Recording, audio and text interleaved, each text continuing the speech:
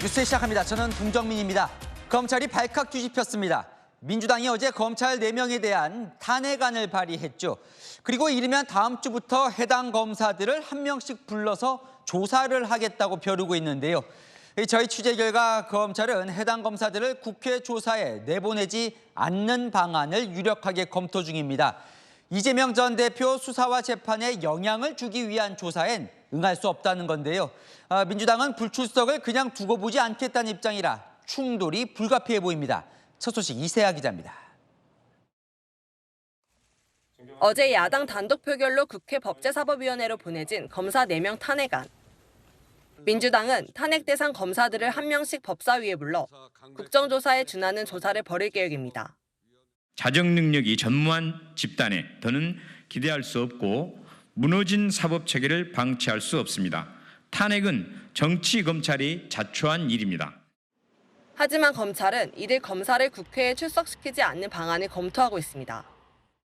재판이나 수사 중 사건에 관여할 목적의 조사권 행사를 금지하는 국정감사 및 조사법이 불출석 근거라고 주장합니다. 법률을 위반한 위법 탄핵입니다. 국회의 감사나 조사는 재판과 수사에 관여할 목적으로 행사되어서는 아니 된다라고 규정하고 있습니다.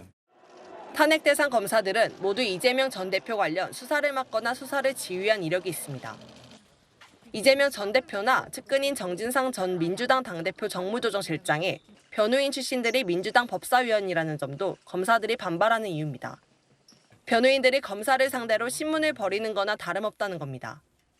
다만 국회에 출석 요구를 받으면 특별한 규정이 없는 한 따라야 한다는 국회법 조항을 고려해 출석은 하되 답변을 거부하는 방안도 검토하고 있습니다.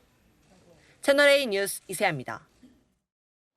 검사장들은 차라리 나를 탄핵하라며 격앙된 분위기입니다. 도둑이 경찰을 때려잡는 꼴이라는 건데요. 200명이 넘는 검사가 반발글을 내부망에 올리고 있습니다. 김지윤 기자입니다. 더불어민주당이 검사 탄핵 절차를 밟기 시작하자 검사들은 강력 반발하고 있습니다. 대장동 의혹 수사 책임자였던 송경호 부산고검장은 오늘 검찰 내부망에 나를 탄핵하라고 글을 올렸습니다. 수사에 실무를 담당한 후배 검사들 직무를 정지시켜 수사와 재판을 지연시키려는 거라고 직격탄을 날렸습니다. 박영진 전주지검장도 부패 정치인이 속한 정치 세력이 검사를 탄핵하는 건 도둑이 경찰 때려잡겠다는 것이라고 비판했습니다.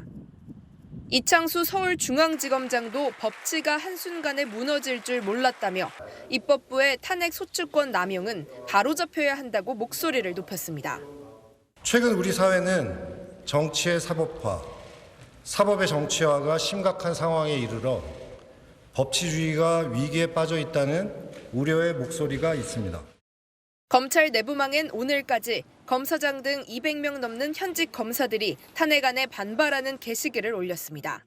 채널A 뉴스 김지윤입니다. 민주당은 오늘 대통령 탄핵 이야기도 잔뜩 했습니다. 대통령 탄핵 소추안 발의를 촉구하는 국회 청원이 100만 명을 돌파했거든요. 국민의힘은 이러다 국민도 탄핵하겠다며 국회의원도 탄핵하자고 맞불을 놨습니다. 정현주 기자입니다. 윤석열 대통령 탄핵 소추안을 발의해달라는 국회 국민동의 청원이 오늘 오전 10시 반쯤 100만 명을 돌파했습니다. 청원 시작 13일 만입니다. 더불어민주당은 실제 탄핵 가능성까지 거론하며 공세를 퍼부었습니다. 이제 윤석열 대통령 탄핵이라는 용어는 국민 스포츠가 되어가고 있습니다. 실질적 탄핵 사태가 있을 수도 있다라고 무거운 마음으로 경고합니다. 여권은 탄핵의 대상이 잘못됐다며 반격했습니다. 나경원 국민의힘 당대표 후보는 대통령이 아닌 이재명 전 민주당 대표를 탄핵해야 한다고 응수했고 한동훈 후보는 국회의원 탄핵을 검토해야 한다고 받아쳤습니다.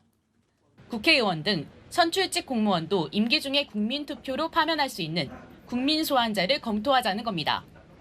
저는 원래 국민소환제에 찬성하는 입장은 아니었습니다만 탄핵을 남발하고 탄핵이 기각돼도 어떤 정치적인 책임을 지지 않고 정치적인 부끄러움조차 느끼지 않는 상황에서는 진지하게 이제 검토해 볼 만한 때가 아닌가 하고 생각합니다.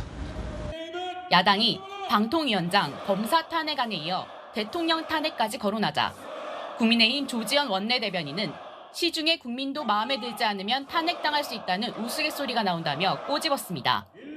민주당 법사위는 윤 대통령 탄핵소추안과 관련해 청문회나 공청회를 개최하는 방안을 검토 중입니다. 채널A 뉴스 정현주입니다. 네, 한기자 정치부 홍지연 기자 나왔습니다. 오늘도 탄핵 얘기예요. 실제로 그럼 윤석열 대통령을 탄핵하자는 이 청원이 폭주하는 게 맞습니까? 네, 제가 직접 국회 청원 사이트에 접속해봤습니다. 1시간 전쯤 대기 인원은 1만 7천 명이었고요. 접속하려면 37분 기다리라고 하더라고요. 서버 과부하 상황 맞습니다. 왜 이렇게 접속이 힘든 거예요? 네, 국회 사무처에 직접 물어봤습니다. 청원에 동의하는데 필요한 실명 인증에 시간이 걸리고 1만 명대 이하만 동시 접속이 가능하게 해놓은 서버 크기 때문인데요. 청원 폭주로 속이 타들어가는 사람은 따로 있었습니다. 엄마와 아내, 큰 누나까지 유방암을 앓으며 경제적 어려움을 겪은 암 환자 가족의 치료제 보험 적용 청원은 먹통이 됐습니다. 1만 명만 더 동의하면 국회 논의가 시작되는 상황이었는데 서버 마비로 접근이 안 되는 겁니다. 내일이면 이 청원 기간 종료로 사라져서 가족들 마음 급합니다. 직접 들어봤습니다. 1년에 2억이 드는 약값을 1억으로만 줄여준다 하더라도 이거는 죽자 살자 어떻게든지 계획이라 세워볼 수 있겠는데 수천 군데를 돌아다녔어요. 저 주변에 가족들하고 많은 사람들 다 동원해가지고 지금 이 사태를 원망하고 솔직히 원망이 되죠. 그러니까 논의가 시작되려면 10,000명의 동의가 더 필요한데 이게 지금 먹통이 돼서 안 되는 거군요. 그렇다면 애꿎은 시민들이 또 피해를 보네요. 네, 민심을 듣기 위한 청원장이 정치 공세를 위한 장이 됐다. 이런 비판이 나오는데요. 실제로 민주당 지지층에선 몰려가는 모습도 엿보였습니다. 이재명 전 대표 지지자 커뮤니티에선 탄핵 청원 인증 릴레이가 벌어지고 있고요. 1,000만 가자며 독려하는 글도 있습니다. 민주당 의원들도 윤 대통령 탄핵은 국민 스포츠가 되어간다며 탄핵 띄우기에 바빴습니다. 몇만 넘었다, 몇만 넘었다, 청원 동의 숫자 중계하듯 앞다퉈 SNS 경쟁도 했습니다. 사실 대통령의 탄핵 청원 이번이 처음이 아닌데요. 2020년 청와대 게시판에 문재인 당시 대통령 탄핵 청원 글이 올라왔고 147만 명 가까이 동의했습니다. 자, 그래서 민주당은 어떻게 하겠다는 거예요? 이거와 관련해서? 네, 탄핵 청문회를 검토하고 있습니다. 절차를 보면요. 5만 명이 청원에 동의하면 법사위에 해부되고 청원 심사 소위를 거쳐 본회의에 올라가게 되는데요. 여기서 키맨은 강성친명, 정청래 법사위원장과 김용민 청원심사 소위원장입니다. 사실 그동안 5만 명이 넘는 청원들이 꽤 있었거든요. 그 청원들 어떻게 처리됐나 한번 봤더니 소관 상임위에 회부가 돼도 대부분 폐기됐던 것도 사실입니다. 그런데 이번에 청문회나 공청회를 열어 증인으로 관련자를 부르는 안도 함께 검토하고 있습니다. 그러면 이 청원 이런 절차들이 실제로 대통령 탄핵 이쪽과 연관이 되는 거예요? 네, 그거는 아닙니다. 입법청원은요, 법을 만들거나 없애달라고 요청하는 것일 뿐 실제 탄핵과는 무관합니다. 국회 재적의원 과반수 발의와 3분의 2 이상의 찬성이 있어야만 탄핵소추안 통과가 가능해집니다. 이 때문에 내부에서는 너무 탄핵 이슈가 커지는 데 대한 부담스러운 분위기도 엿보입니다. 근데 부담스러워한다면서도 탄핵 청원을 민주당이 이렇게 연일 띄우는 이유가 뭐예요? 한마디로 바람몰이죠. 장관, 판사, 검사에 이어 대통령 탄핵까지 언급하며 탄핵 분위기를 잡는 겁니다. 한 민주당 관계자, 이런 것들이 쌓여서 박근혜 전 대통령이 무너진 것이라고 했습니다. 민생을 듣고 입법에 반영하겠다는 취지로 도입됐지만 이제는 국회 청원장마저도 정치 공세의장으로 전락한 것 아니냐, 이런 지적이 나옵니다. 네, 잘 들었습니다. 아는 기자 홍지연 기자였습니다. 다음 소식입니다. 경찰이 9명의 목숨을 앗아간 이 서울시청 앞 역주행 돌진 사고 운전자에 대해 구속영장 신청을 검토 중입니다. 이 운전자는 브레이크가 작동하지 않았다면서 급발진을 주장하지만 이 브레이크를 밟은 흔적이 없는 걸로 파악되면서 운전자 과실에 무게를 두고 있습니다. 권경문 기자의 단독 보도입니다. 그젯밤 9명이 숨진 역주행 돌진 사고. 경찰은 사고 차량 운전자가 브레이크를 밟지 않은 쪽에 무게를 두고 있습니다. 가해 차량의 사고 기록 장치 EDR을 경찰이 자체 분석한 결과 차량에서 브레이크를 밟은 흔적이 발견되지 않은 겁니다. EDR에는 사고 발생 직전 5초간 차량 속력과 가속과 감속 페달 작동 정도 등이 기록됩니다. 경찰 관계자는 사고 차량에서 브레이크를 밟아 작동시킨 정황이 없는 걸로 파악됐다고 전했습니다. 차량이 급발진을 할 브레이크를 밟았지만 소용이 없었다는 운전자 주장과는 배치되는 정황입니다. 사고 차량이 고속 역주행할 때 찍힌 CCTV 영상에서도 뒷유리 상단 보조 브레이크 등이 켜진 모습이 보이지 않습니다. 사고 차량과 같은 차종의 경우 브레이크를 밟으면 뒷유리 상단에 있는 긴 보조 제동 등이 들어오는데 충돌 전 CCTV 영상에서는 그렇지 않았다는 겁니다. 브레이크를 밟으면 뒷유리 상단부에 가로줄이 빨갛게 들어와 있게 돼 있어요. 근데 이 화면에서는 지금 현재 위에 가로줄이 들어와 있지 않은 것으로 판단이 돼서 경찰이 확보한 사고 차량 블랙박스에는 운전자가 놀란 듯한 음성만 담긴 걸로 알려졌습니다. 경찰은 사고 기록 장치와 블랙박스를 국립과학수사연구원에 보내 감정을 의뢰하고 사고 차량 운전자에 대한 구속영장 신청을 검토하고 있습니다. 채널A 뉴스 권경문입니다. 반면에 운전자와 동승자였던 아내는 급발진이란 주장을 굽히지 않고 있습니다. 운전자의 직장 동료들도 정비사 출신인데 운전 미숙일 리가 없다고 주장합니다. 이어서 강보인 기자입니다. 역주행 사고가 발생하기 직전 사고 차량은 웨스틴 조선 호텔 지하 주차장을 나서자마자 급가속했습니다. 어제 오전 경찰에 참고인으로 출석한 사고 차량 운전자 아내는 브레이크가 안 든 것 같다며 급발진이라는 취지로 진술했습니다.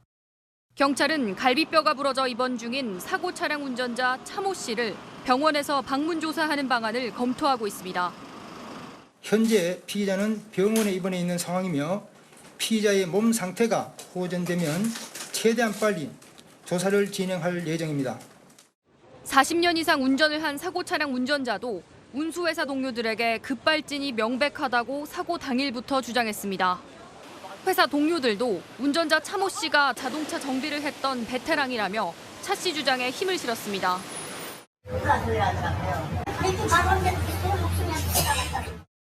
운전자 측이 급발진 주장을 굽히지 않으면서 향후 조사에서도 치열한 공방이 예상됩니다.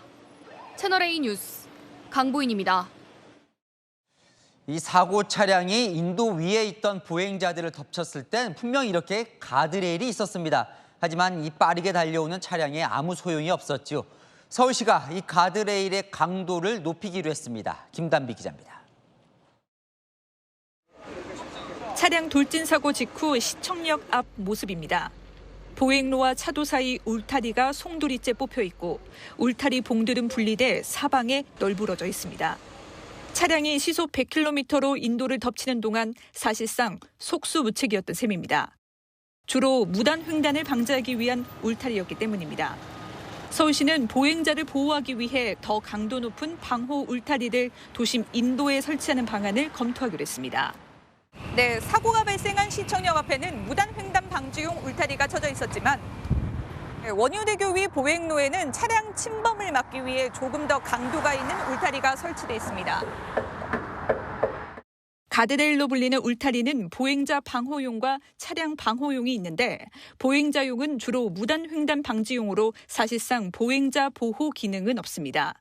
차량 방호용이 차량으로부터 보행자를 보호하는 기능이 있는데 서울시는 9단계 강도 중 1에서 3단계 수준을 도심 인도에 적용할 수 있다고 보고 있습니다. 보행량이 많거나 직선 코스여서 속도가 나는 구간, 사고 발생 가능성이 있는 구간 등을 먼저 광범위하게 조사한 뒤 핀셋 보강을 할 계획입니다. 다만 전문가들은 전반적인 교통체계 보강도 함께 진행돼야 한다고 지적합니다. 교통안전 인프라, 신호체계, 또 혼동을 일으킬 수 있는 도로들 앞에서 나올 때 굉장히 위험한 부분이 있어서 그 부분이 집중적으로 고민.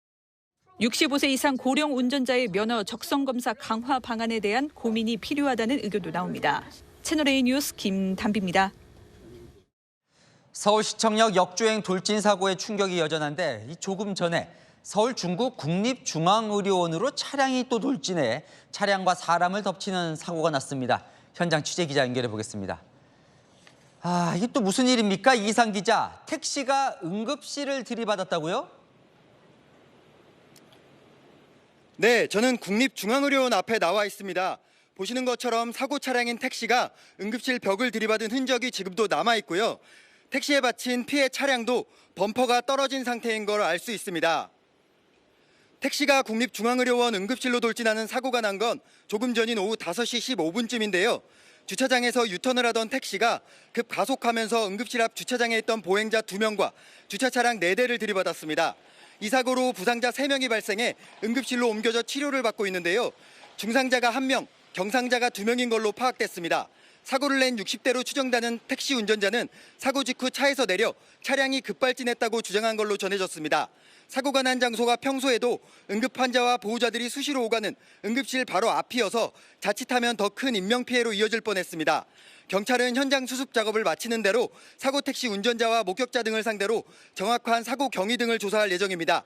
지금까지 국립중앙의료원에서 전해드렸습니다. 22대 국회는 시작부터 파행입니다. 어제 대정부 지부 첫날 고성과 막말로 파행으로 끝났죠. 오늘 2일차 대정부 질문은 열리지도 못했습니다. 이 대신 국민의힘은 지금부터 밤새 무제한 토론 필리버스터를 하겠다는데요. 대체 국회에서 무슨 일이 벌어지고 있는 건지 현장에 이상원 기자가 나가 있습니다. 이 기자, 필리버스터는 왜 하는 거예요? 네, 야권이 단독으로 최상병 특검법을 본회의에 상정했기 때문입니다. 국민의힘은 처리를 막기 위해 무제한 토론을 진행하고 있는데요. 밤새 계속될 전망입니다. 무제한 토론 직전 박찬대 민주당 원내대표는 어제 대정부 질문 파행의 원인이 됐던 김병주 민주당 의원의 정신 나간 국민의힘 의원들 표현에 대해 유감을 표명했습니다. 어제 국회 본회의 대정부 질문이 파행된 것에 대해 안타깝게 생각하고 유감입니다.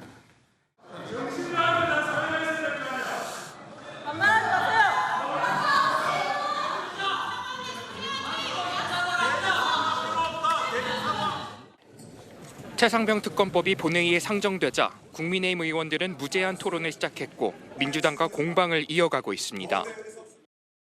공부 좀 하세요. 네, 공부 좀 해요. 연결식에도 안 가신 분이 그런 말 하면 안 되죠. 맞아요. 그게 나쁜 심보예요. 말씀 잘 하셨습니다. 서영교 훌륭해요. 이재명 전 민주당 대표를 향한 질타도 쏟아냈습니다. 네, 여러분이 추진하는 위헌적 특검, 위헌적 탄핵 모든 것이 다 연관이 돼 있습니다. 그 모든 것이 하나로 통합니다.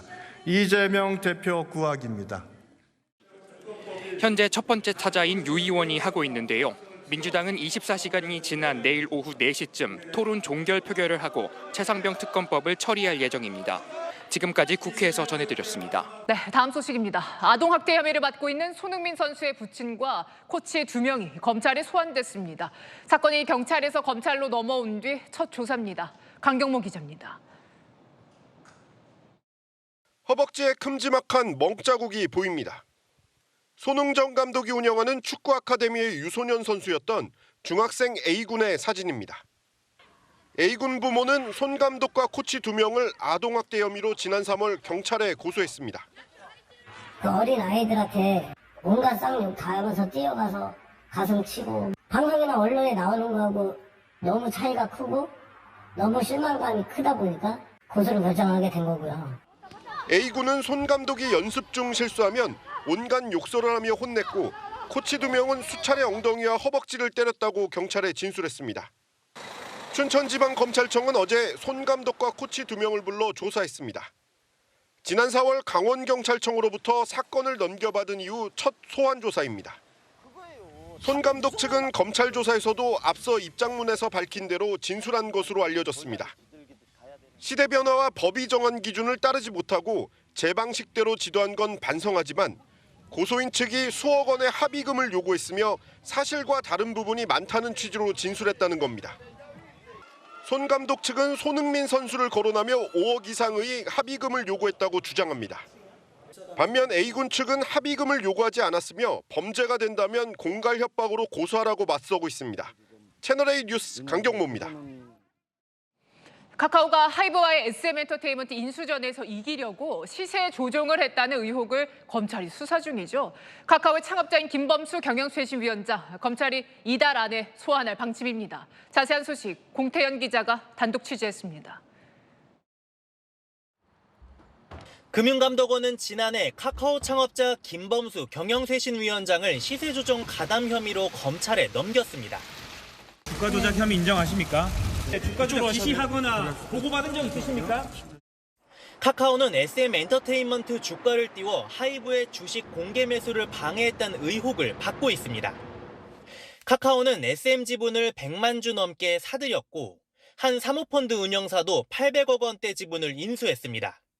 SM 주가가 12만 7,600원까지 치솟으며 하이브는 결국 인수를 포기해야 했습니다. 카카오는 사모펀드 운영사의 지분 매수는 카카오와 무관하다고 주장해왔습니다. 하지만 검찰은 배재영 카카오 투자총괄 대표가 사모펀드 측에 우호 지분을 확보해달라고 요청한 정황을 포착한 걸로 알려졌습니다. 검찰은 카카오 최고 수뇌부인 김 위원장이 이런 요청을 알거나 관여한 걸로 보고 이달 안에 소환 조사할 방침입니다. 카카오 측은 채널A에 재판과 수사가 진행 중인 사안이라 구체적 답변을 하기 어렵다는 입장을 알려왔습니다. 채널A 뉴스 공태현입니다. 대장동 개발업체 화천대유의 이성문 전 대표, 지난 대선 전에는 이재명 대표를 모른다, 정치인과 결탁한 게 아니다라고 인터뷰했었죠. 그런데 최근 검찰 조사에서는 이 인터뷰 김만배 씨가 시키는 대로 했다라고 진술한 걸로 파악됐습니다. 남영주 기자의 단독 보도입니다. 지난 2021년 9월 신문 인터뷰입니다. 대장동 개발업체 화천대유 대표 이성문 씨가 공무원 정치인과 결탁한 부정행위는 단 한 건도 없다며 이재명 대표와 모르는 사이라고 말한 게 실렸습니다. 대통령 선거가 6개월 남은 시점에 이 씨의 첫 언론 인터뷰였는데 화천대유가 부도덕한 집단으로 비춰지는 걸 볼 수 없었다는 게 인터뷰에 응한 이유였습니다. 하지만 채널A 취재 결과 이 씨는 최근 검찰 조사에서 김만배 씨가 시키는 대로 인터뷰했다고 진술한 걸로 파악됐습니다. 검찰은 지난달 24일 이 씨를 소환해 조사했습니다. 인터뷰가 실리게 도운 대가로 김만배 씨에게 돈을 받은 혐의로 해당 언론사 전 간부를 조사하기도 했습니다. 대선 개입하려는 보도 직접 계획했다고 경찰이 영장에 적었는데 어떤 입장이십니까? 채널A는 이성문 씨에게 인터뷰 전후 상황을 물었지만 답을 받지 못했습니다. 검찰은 오는 9일까지 대선 허위보도 대가로 억대 금품을 건넨 혐의를 받는 김만배 씨를 구속 기소하고 이성문 대표 인터뷰 성사 경위 등도 계속 추궁할 방침입니다. 채널A 뉴스 남영주입니다. 네, 가파른 경사로 지옥의 오르막이라 불리는 서울 상명대 앞 언덕입니다. 버스 미끄러짐 사고가 잇따르자 서울시가 아예 이곳 버스 노선을 폐지하는 걸 유력 검토 중인데요. 인근 주민들, 학생들은 반대하고 있습니다. 김민환 기자의 단독 보도입니다. 비탈길을 힘겹게 오르던 중 뒤로 밀리면서 담벼락을 들이받은 버스. 지난해 9월부터 최근까지 3차례나 버스 미끄러짐 사고가 발생한 서울 상명대 앞 골목길입니다. 가파른 경사에 사고 우려가 끊이지 않자 서울시가 이곳을 지나는 버스 노선 폐지를 유력하게 검토하고 있습니다. 최대 경사도가 16도에 육박하는 상명대 정문과 후문, 언덕길 일부 구간에서 버스 운영을 중단하는 방안입니다. 보시는 것처럼 이곳 언덕길은 경사가 굉장히 가파른데요. 여길 지나는 차량들은 마치 뒤로 밀릴 듯이 힘이 붙여 보일 정도입니다. 경사로에는 초등학교도 있고 차도 면적이 좁은 데다 차량들이 모이는 길목도 있어 위험성이 크다는 지적을 받아왔습니다. 하지만 인근 주민들과 학생들은 난색을 표하고 있습니다. 큰일 나죠, 버스 없어지면. 여기 올라오려면 굳은 마음을 먹고 올라오는데 미끄러우니까. 비 올 때도 말할 것도 없고. 와, 진짜 매번 수업도 늦을 것 같지만 체력적으로 너무 소모가 심할 것 같아요. 상명대 관계자는 버스가 없어지면 오히려 개인 차량이 급증해 문제가 더 심각해질 것이라고 우려했습니다. 노선 폐지를 검토 중인 서울시는 안전이 우선이라는 입장입니다. 서울시 관계자는 시민 편의보단 안전을 택할 수밖에 없는 상황이라며 현재로선 노선 조정 가능성이 높다고 밝혔습니다. 이르면 이번 주 노선 폐지 여부가 결정되는 가운데 서울시는 버스를 대신할 수 있는 대안 마련에 고심 중인 것으로 알려졌습니다. 채널A 뉴스 김민환입니다. 무인 점포 절도가 급증하다 보니 이런 일까지 벌어집니다. 업주가 도둑이라며 한 여중생의 사진을 공개했는데 알고 보니 도둑이 아니었습니다. 화가 난 여중생의 부모는 해당 업주를 고소했는데요. 반대로 상습 절도범을 업주가 며칠 동안 잠복해서 붙잡는 일도 있었습니다. 조현진 기자입니다. 무인 매장 안에서 휴대전화를 들고 서 있는 검은 옷차림의 여성. 무인 매장 업주가 계산하지 않고 물건을 가져간 사람이라며 매장에 붙여놓은 겁니다. CCTV 화면을 캡처한 얼굴 사진을 가리지 않고 그대로 공개했습니다. 절도범으로 지목된 여성은 중학생 A양. 며칠 뒤 매장에 다시 갔다 해당 사진을 보고 충격을 받았습니다. 내가 갑자기 울면서 사진 보내고 자기 도둑으로 몰렸다면서 이거 동네 사람들이 봤으면 어떡하냐고 울고불고 난리를 친 거죠. 정작 A양은 모바일 간편 결제로 물건값을 치른 것으로 드러났고 업주는 공지문을 붙인 다음 날이 돼서야 결제가 된 사실을 확인했습니다. 무인 계산대 오류가 이유였습니다. 업주는 사과의 뜻을 밝혔지만 A양 부모는 딸이 큰 상처를 받았다며 명예훼손 등 혐의로 고소했습니다. 업주는 이런 일이 비일비재하다 보니 경각심을 주기 위해 얼굴을 공개했는데 곧바로 학생에게 사과했다고 해명했습니다. 무인 점포에서 아이스크림을 주섬주섬 담는 남성. 문이 잠기고 문 밖에서 누군가 지키고 있습니다. 이를 본 남성은 아이스크림을 다시 냉장고에 넣습니다. 알고 보니 이 남성, 이 무인 매장에서 10차례 넘게 물건을 훔친 상습 절도범이었습니다. 절도범을 잡기 위해 업주 부부가 며칠간 잠복한 끝에 다시 범행을 시도하는 걸 보고 문을 걸어 잠근 겁니다. 점포에 갇힌 신세가 된 절도범은 출동한 경찰에 체포됐습니다. 경찰은 남성을 절도 혐의로 입건했습니다.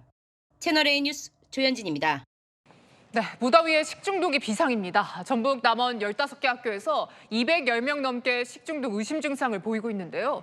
보건당국은 급식 등에 문제가 생겼을 가능성에 무게를 두고 있습니다. 공국진 기자입니다. 남원 지역 한 초등학교. 수업이 한창일 때지만 학교는 텅 비어 있습니다. 급식실엔 보건당국 직원들이 모여 있습니다. 일대 소독을 하기 위해 방역차도 도착했습니다. 이 지역 학교들을 중심으로 식중독 의심 신고가 접수된 건 어제 오후. 지금까지 15개 초, 중, 고등학교에서 학생과 교직원 210여 명이 식중독 의심 증상을 보이고 있습니다. 상당수는 치료를 받고 호전됐지만 일부 학생들은 여전히 치료 중입니다. 여파로 9개 학교가 단축 수업에 들어갔고 한 학교는 아예 휴교했습니다. 일부 중고등학교는 기말고사를 미뤘습니다. 속이 물렁거리거나 살짝 토 많이 나오고 설사한 친구 좀 많아요. 3시간 이후에 이상한 고기 들어있는 거 나왔어요. 보건당국은 여러 학교에서 집단 식중독 의심 증세가 나타난 점으로 미뤄 급식 등에 문제가 생겼을 가능성에 무게를 두고 있습니다. 식단에 나와 있었던 보존식과 그날 학교에서 먹은 물 그리고 그 식기구 그런 환경 검체를 지금 진행하고 있습니다. 교육청은 해당 학교에 식자재를 공급한 업체들을 상대로 경위를 파악하고 있습니다. 또 추가로 환자가 발생할 것을 대비해 재난의료 대응 체계를 가동 중입니다. 채널A 뉴스 공국진입니다. 미국 민주당에서 바이든 대통령의 대선 후보 사퇴를 요구하는 첫 번째 현역 의원이 나타났습니다. 자, 그럼 누가 대신 출마할 거냐를 두고 논의도 활발한데요. 버락 오바마 전 대통령의 부인 미셸 오바마가 나오면 트럼프 전 대통령을 이긴다는 조사 결과가 나왔습니다. 워싱턴 최주현 특파원입니다. 지난주 치러진 1차 TV 토론에서 패한 조 바이든 미국 대통령은 사퇴 압박에도 불구하고 버티겠다는 입장을 취하고 있습니다. 하지만 그의 의지와 상관없이 민주당 안팎에서는 후보를 교체해야 한다는 주장에 힘이 실리는 분위기입니다.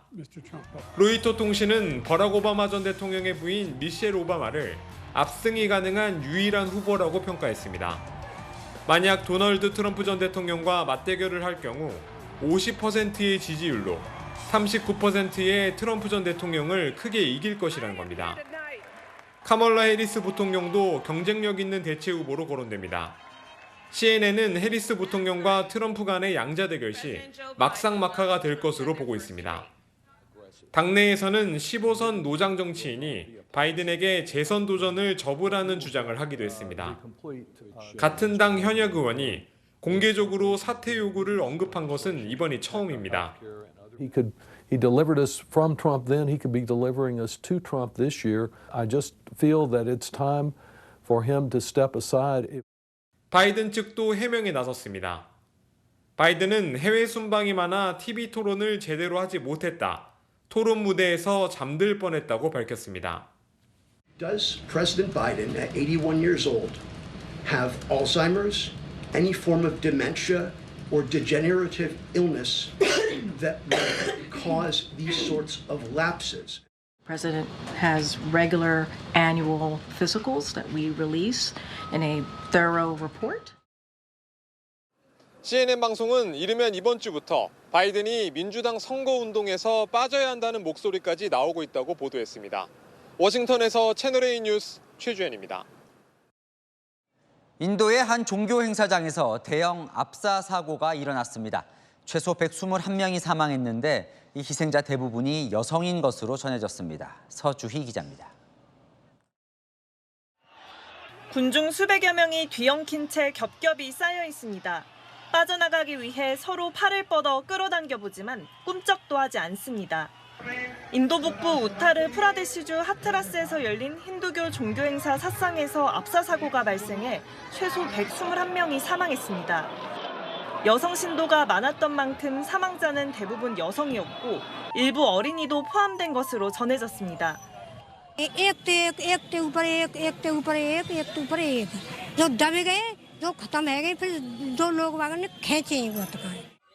행사 직후 설교자인 볼레바바를 보려는 신도들과 폭염 때문에 행사장을 얼른 떠나려는 인파가 뒤엉키며 현장은 아수라장이 됐습니다.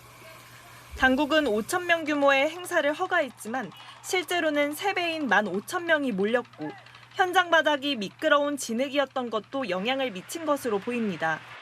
갑작스런 비보에 유족들은 눈물을 터뜨립니다.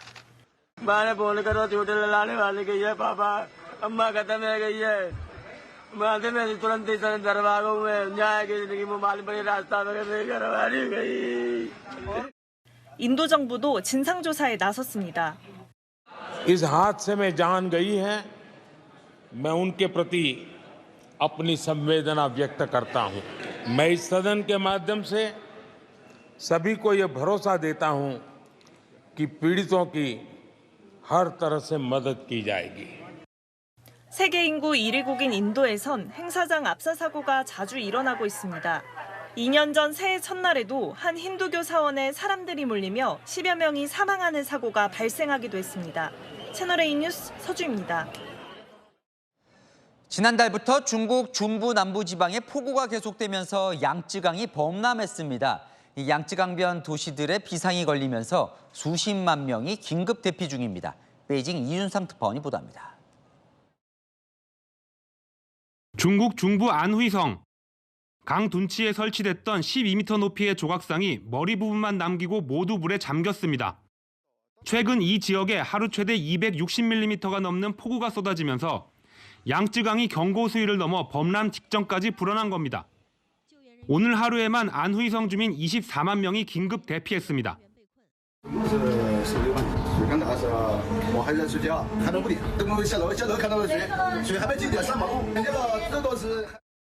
중국 후난성에서는 벽 안에 숨겨뒀던 철문을 끌어당겨 강과 마을 사이에 홍수 방지 장벽을 황급히 설치했습니다. 양쯔강이 지나가는 후베이성 우안시는 강변에 설치된 관문 60여 개를 닫았습니다. 중국 중부 내륙과 남부 지역에 폭우가 이어지면서 중국 대륙을 가로지르는 양쯔강 중하류에서 홍수 위험이 높아진 겁니다. 중부 시안에선 폭우에 지반이 약해져 대형 싱크홀이 발생했고 갑작스런 홍수에 휩쓸린 사람들이 지하 주차장으로 쓸려 내려가는 모습이 포착되기도 했습니다. 베이징에서 채널A 뉴스 이윤상입니다. 튀르키예에서 시리아 이민자들을 노린 집단 구타와 방화 사건이 이어지고 있습니다. 한 시리아 남성이 7살 아이를 성추행한 게 시작이었습니다. 최수현 기자입니다. 한 무리의 건장한 남성들이 몽둥이로 문을 부수려 달려들고 상점에 불을 지릅니다. 거리는 시뻘건 화염으로 휩싸였습니다. 튀르키예 주민들이 시리아 이민자들의 집과 가게를 노려 집단 폭력을 휘두르는 겁니다. 경찰이 물대포를 쏘며 진압에 나섰지만 소용없습니다.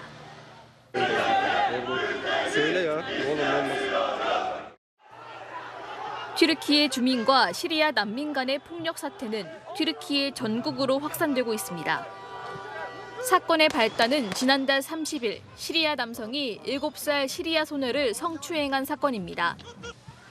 가해 남성은 검거됐지만 분노한 튀르키예 시민들은 범인 색출을 이유로 시리아 난민 밀집 지역을 난타하고 있습니다. 튀르키예 경찰은 이번 폭력에 가담한 혐의로 약 470명을 구금했다고 밝혔습니다. Kim olursa olsun insanların evlerini, akrabalarını yakmak, vandallık yapmak, sokakları ateşe vermek kabul edilemez. 튀르키예군이 주둔하고 있는 시리아 북부에서는 이에 반발한 시리아인들의 항의 시위도 벌어지고 있습니다.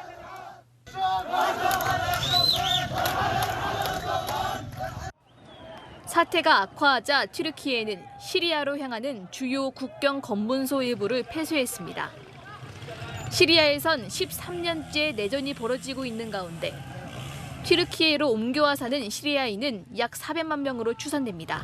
세어레인 뉴스 최수연입니다. 일부 공휴일을 특정 날짜가 아닌 요일로 바꿔서 3일 연휴를 만드는 방안이 추진됩니다. 그러면 5월의 첫 월요일은 어린이날, 10월의 첫 월요일은 개천절 이렇게 바뀔지도 모르겠습니다. 안건우 기자 보도 보시고 아는 기자로 이어갑니다. 직장인에게 주중 공휴일은 애매한 휴일입니다. 중간에 이제 휴가 내기가 눈치 보이거나 그럴 수도 있기 때문에 정부가 날짜별로 정했던 공휴일을 미국처럼 요일제로 바꾸는 방안을 추진합니다. 금요일이나 월요일을 공휴일로 지정해 주말과 붙여서 사흘간 쉴 수 있도록 하겠다는 겁니다. 오는 10월 개천절의 경우 목요일이어서 징검다리 휴일이지만 10월 둘째 주 월요일로 적용하면 토, 일, 월, 황금 연휴가 됩니다. 정부는 연휴가 늘면 레저나 관광 같은 내수에 도움이 될 것으로 보고 있습니다. 경제적 효과가 4조 원을 넘어선다는 분석도 있습니다. 시민 반응은 엇갈립니다. 휴일을 단 하루만 즐기는 것보다 연속적으로 쉬는 게 좋긴 하잖아요. 징검다리 휴가라고 해서 이제 띄엄띄엄해서 사이에 연차를 쓸 수 있는 게 저희는 더 좋은 것 같아요. 이와 함께 다달이 나오는 급여도 직장인이 원하면 한 달에 2번 나눠 받거나 주급으로 받을 수 있게 하는 방안도 추진합니다.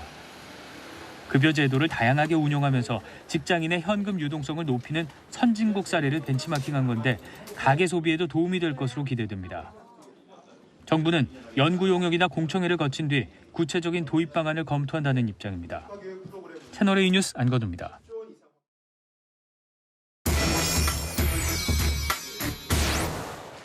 아는 기자 경제산업부 조현선 차장과 함께합니다. 요일제 공휴일로 바꾼다는 거잖아요. 네. 그러면 모든 공휴일 다 되는 겁니까? 그거는 사실 아닙니다. 자, 우리나라에는 총 15개의 공식 공휴일과 크리스마스가 있는데요. 이 중에서 어린이날, 현충일, 한글날, 개천절 등 4개의 공휴일만 고려 대상입니다. 이 4개의 공휴일은 월요일이나 금요일로 바꿔서 주말과 연달아 3일을 쉴 수 있도록 하겠다는 겁니다. 앞서 안건우 기자 리포트에서도 보신 것처럼 연휴 효과를 극대화해서 내수 경기를 진작시키겠다는 이유에서입니다. 네, 그러면은 요일제 공휴일이 되는 것과 안 되는 것 나뉘는데요. 왜 그런 거죠? 어떤 기준 같은 게 있는 겁니까? 그렇습니다. 그 해당 일자에 역사적인 일이 있냐 없냐가 기준이 됩니다. 석가탄신일, 크리스마스, 광복절과 3.1절처럼 역사적으로 의미가 있는 날은 날짜 자체를 바꿀 수 없기 때문인데요. 크리스마스는 특히나 전 세계 공휴일이라서 더더욱 그렇죠. 여기에 연달아 쉬는 추석과 설 등 명절도 빠지게 되는데요. 이미 이 공휴일들에는 대체 휴일이 붙고 있죠. 그러다 보니까 요일제 공휴일이 시작된다 해도 징검다리 연휴는 여전히 남아있게 됩니다.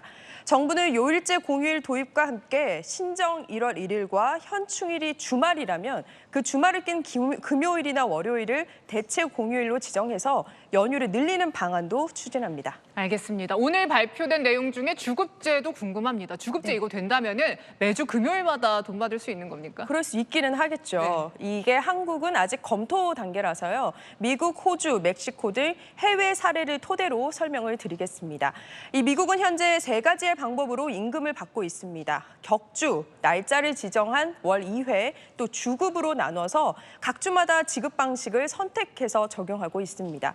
앞으로 최종 연구 용역 결과가 나와야 하겠지만 기업별로 급여 지급 주기를 다양하게 선택할 수 있도록 할 것으로 보입니다. 정부에서 급여 지급 주기를 다양하게 하려는 것이 뭐 이유가 있는 겁니까? 네, 정부는 우선적으로 직장인들의 생계 안정을 이유로 듭니다. 대출 이자를 예로 들어보겠는데요. 월 말에 이자를 100만 원씩 내왔다면 주급제가 되면 이자를 2번 낼 수도 있게 됩니다. 그럴 경우 이자를 갚는 기간이 짧아져서 대출 상환 시점을 당길 수 있는 거고요. 가계 유동성이 생겨서 소비 진작에도 도움이 될 것으로 기대가 되고 있습니다. 우리나라에서 직장인 대상으로 한 조사가 있는데요. 월급을 받고 10일이 지난 후부터 현금이 부족하다 보니까 월급날까지 재정난에 시달린다는 이른바 월급 고개에 직면한다는 겁니다. 아예 자주 임금을 받아서 근로자들의 자금 유동성을 원활하게 하면 결국 소비 생활까지 이어질 수 있는 거겠죠. 네, 이게 추진된다면은 민간 기업들은 어떨까요? 선택할까요? 네, 급여 지급 방식은 사실 민간 기업의 자율에 맡기게 되는데요. 주 5일제처럼 순차적인 적용이 필요해 보입니다. 정부 부처나 공공기관부터 도입을 하면 민간 기업들도 따를 가능성이 커 보입니다. 네, 알겠습니다. 아는 기자 조연선 차장이었습니다. 네, 인생 2막을 준비하는 5060, 은퇴를 대비한 자격증 공부에 누구보다 열심인데요. 특히 치열한 입시 경쟁을 치렀던 세대다 보니 늦은 공부에도 두각을 나타냅니다. 각종 자격증 합격률이 가장 높은 연령도 50대였습니다. 경제카메라 임종민 기자입니다.